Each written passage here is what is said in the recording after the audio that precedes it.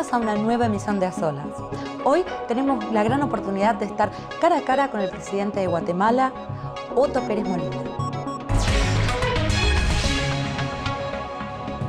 Otto Pérez Molina asumió el cargo de presidente de la República de Guatemala el 14 de enero de 2012.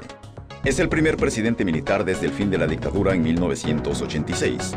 Nació en Ciudad Guatemala el 1 de diciembre de 1950. Inició su formación militar en 1966 como caballero cadete de la Escuela Politécnica de Guatemala. Realizó estudios superiores de defensa continental y de alta gerencia. Completó la maestría en Relaciones Internacionales en la Universidad Francisco Marroquín. En 1983, como oficial del ejército, respaldó el golpe de Estado del ministro de Defensa Óscar Mejía en contra del autoproclamado presidente Efraín Ríos Montt, hecho que facilitó las condiciones para el retorno a la democracia unos años más tarde. De 1993 a 1995, se desempeñó como jefe del Estado Mayor Presidencial durante el mandato del presidente Ramiro de León Carpio. En 1996, fue nombrado Inspector General del Ejército.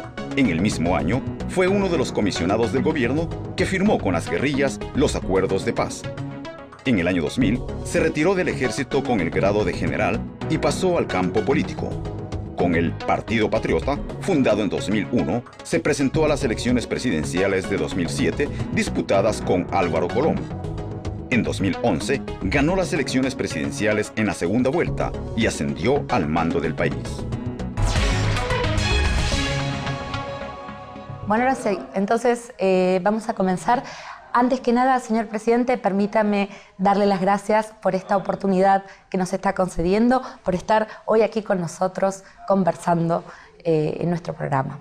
No, a usted muchísimas gracias por darme esta oportunidad y hablar temas que nos interesan aquí en Guatemala, en la región centroamericana, en toda América Latina y yo diría en todo el mundo. Usted ya ha tenido tiempo suficiente como para familiarizarse en profundidad con su cargo. ¿En qué aspectos lo que ha encontrado difiere de lo que esperaba cuando estaba ya, digamos, postulándose? Bueno, realmente yo tenía un conocimiento por los antecedentes, digamos, un poco claro de lo que me esperaba al llegar a ser gobierno. Tuve la oportunidad de estar cerca por lo menos de dos presidentes. Estuve con el presidente Ramiro de León en el año de 1993 en una fase muy crítica en el país, que hubo un rompimiento constitucional y bueno, él llegó electo por el Congreso de la República a terminar el periodo. Yo estuve muy cerca acompañándolo a él. Y luego en el 2004, ya retirado del ejército, tuve la oportunidad de participar con el presidente Berché. Yo ya tenía la formación del Partido Nuestro y participamos en una alianza con ellos y estuve muy cerca también para conocer. Estuve en el Congreso de la República también, fui electo para el periodo 2004-2008 y eso me permitió conocer más de cerca la misma realidad y conocer la problemática a fondo del país. Obviamente, tal vez el principal problema que uno va a enfrentar es la conformación del equipo. Y luego no solo la conformación del equipo, sino hacer que ese equipo funcione. Mayor desafío por ahí. Exactamente. Claro. Y que vaya y que arranque y que estén comprometidos para seguir las líneas. Y que no aflojen y que no, sí, y que quisiéramos que las cosas sean más rápidas, pero entendemos que son procesos y que lleva su tiempo.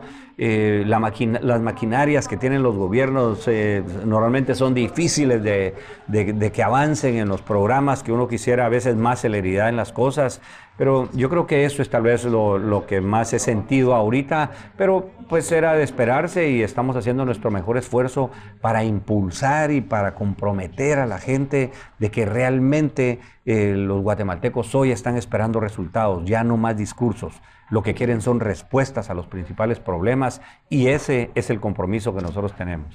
Ahora, ¿cuáles diría usted que son los sectores que merecen mayor atención, que han de ser resueltos hoy? Bueno, yo diría que el tema de la seguridad es un tema importantísimo. Y yo estoy consciente que la votación mayoritaria que yo tuve en las elecciones fue porque los guatemaltecos confían en que yo puedo solucionar en parte el tema de la seguridad. Así que estoy clarísimo en ese mandato, estoy personalmente comprometido, me reúno todas las semanas con el ministro de Seguridad, el ministro de la Defensa, con los equipos de cada uno de ellos para revisar qué hicieron en la semana, qué tienen preparado para la siguiente semana, qué resultados han dado, qué programas nos están avanzando, en dónde tenemos problemas para resolverlos directamente. Ese es un gran tema, el tema de la seguridad hoy en nuestro país. Pero a la par, pues hay otros grandes temas, ¿no? El tema del desarrollo económico de nuestro país es un tema importantísimo. Y ahí nosotros ya dimos pasos importantes. Hicimos un pacto que nosotros le llamamos el pacto fiscal, que fue una propuesta que yo había hecho. Y aquí, en menos de 30 días, logramos algo que no se había hecho en años en nuestro país, que fue aprobar una reforma tributaria. Claro, eso quería preguntarle porque, bueno, hablando, digamos, así como es, en general reformas de ese tipo están muy lejos de ser populares, por no decirlo de otra forma, ¿no? ¿Cómo ha logrado usted esa respuesta?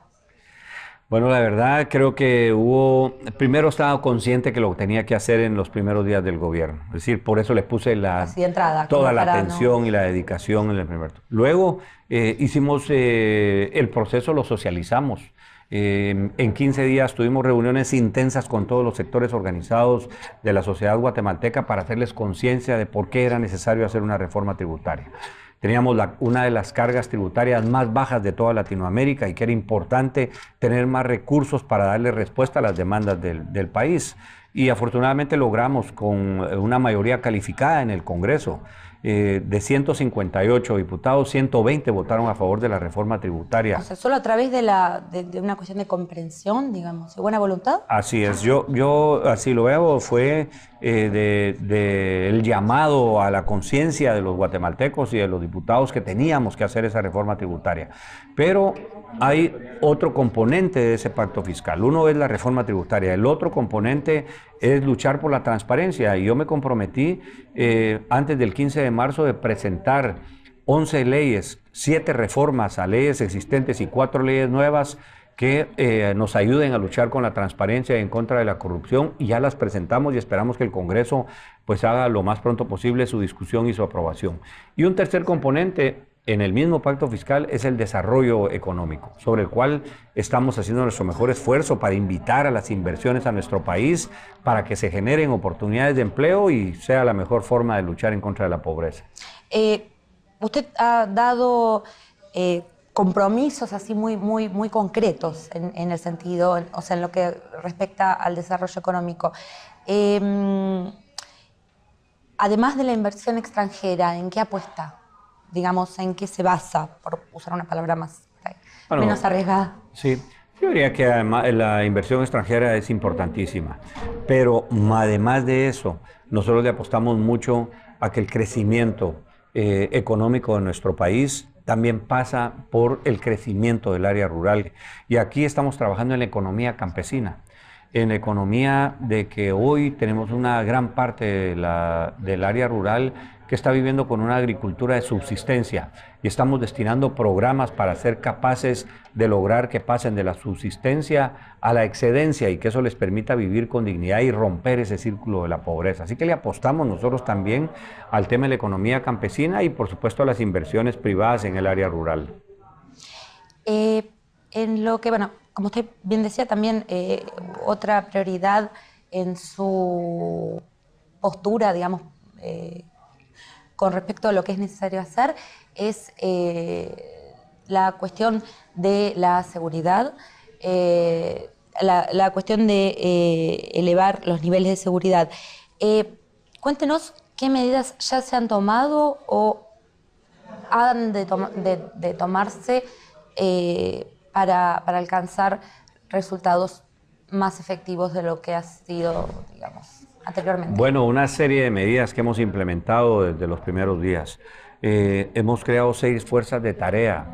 Y al hablar de fuerzas de tarea, son fuerzas de tarea interinstitucionales, donde participa la Policía Nacional Civil, participan los servicios de inteligencia, le hemos pedido al Ministerio Público que participe, hemos pedido al Ejército que participe también donde es necesario, y a los sectores que son afectados, por ejemplo en extorsiones, tenemos una fuerza de tarea contra las extorsiones, contra el sicariato, por supuesto contra el narcotráfico, contra los secuestros. y creo que los resultados en los primeros 3 meses han sido bastante satisfactorios. Nos falta muchísimo que hacer, Ahora, mucho camino que recorrer, pero hemos empezado a tener buenos resultados. Disculpe, ese camino, si es que lo he interpretado correctamente, de fuerzas de regulación por ahí paralelas a las clásicas, ¿no tiene ciertos peligros de que puede irse de las manos y volverse una fuerza por sí misma? No, realmente no. ¿No lo ves? Están bajo el control del Ministerio de Gobernación, están bajo el control del Poder Civil y hay un responsable en cada una de esas fuerzas de tarea. Es decir, llegan diferentes instituciones porque son interinstitucionales, pero hay un coordinador que es el responsable de responder de lo que ellos están haciendo. Con ellos me reúno yo todas las semanas también para ver qué avances han tenido. Aparte de eso, hemos impulsado y el compromiso que yo ya estoy llevando a cabo es que vamos a hacer crecer en los próximos 4 años en 10.000 efectivos la fuerza de la Policía Nacional. Ahorita tenemos ya los primeros 1.700 que están por terminar su preparación y entraríamos a una fase de 1.000 más para cumplir con los 2.500 del primer año. Vamos a implementar también la Escuela de Oficiales de la Policía Nacional Civil, que no existía en nuestro país, que queremos jóvenes de bachilleres que vayan 4 años a esa Escuela de Formación de Oficiales de la Policía y que salgan con las especializaciones y con un reconocimiento universitario. Ya tenemos la universidad que va a acompañar y avalar estos títulos y que estén con carreras que son las especializaciones que se necesitan en la Policía Nacional Civil. Así que estamos dando pasos importantes, pasos que van a haber resultados en mediano y largo plazo y otros esperamos sean en el corto plazo también. ¿Qué le parece si hacemos una pequeña pausa? Pero enseguida volvemos.